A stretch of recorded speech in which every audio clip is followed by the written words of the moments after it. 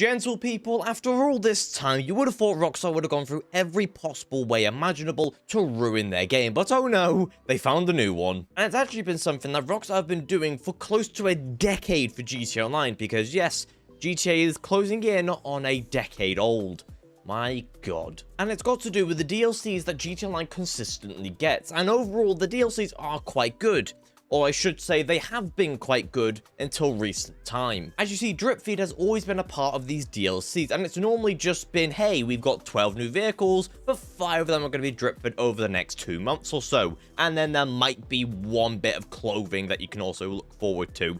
But Rockstar have discovered something. You see, if they build up all this hype on the DLC date, and then they release everything, people enjoy the DLC for what it is for like a week. They discover everything that's new, and then they are complaining until the next DLC comes out. But they have discovered something, which is good for the business, but not really the player base. As you see, as time goes on, they are locking more and more stuff behind the drip-fed wall, so that we keep coming back every single week. And that is why they're doing it. As like I've said before, all the drip fed was just a few new vehicles, so people didn't really come back. But when Rockstar change it, and it's new properties, sometimes new missions, then that's what brings people back even after the DLC date drops. So although doing this does keep the player base numbers high, it doesn't keep the player base's mood quite high, because they build up all this hype for this one day, and most of the content doesn't even come out on that day. I mean, even just think of this. When was the last time Rockstar made it so the main vehicle to operate your business out of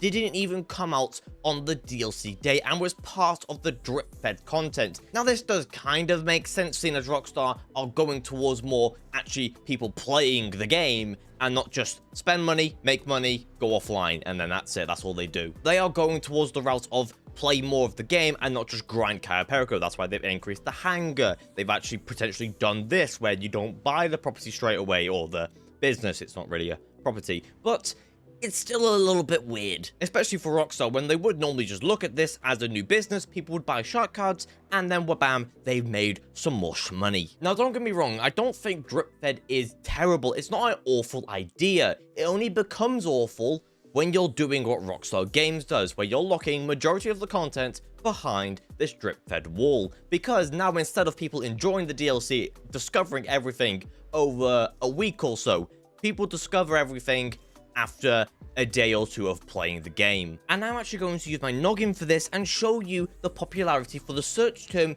GTA Online has been. And you can see over the last few DLCs, when the DLC releases, it's just been a lower and lower and lower spike compared to the last one. I mean, Christ, even the DLC that came with Franklin, that was low. Like, how? It's Franklin. Now, I'm going to do something that no one has asked for, my opinion, which obviously my opinion is going to absolutely help a AAA game company. But what could they do to improve this? Well, for one, increase the content that we actually get on the DLCs like you had done before. Don't completely get rid of it, because again, drip-fed does help bring back players after the DLC does come out. It's quite good.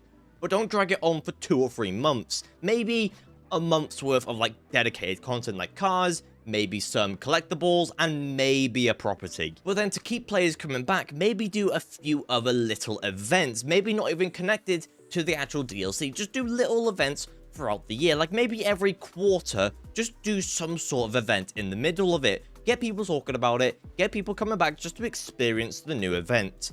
Even just like something shitty, like, I don't know, some guy that comes all along and just steals your money for no reason. And then if you kill him, you get more money back.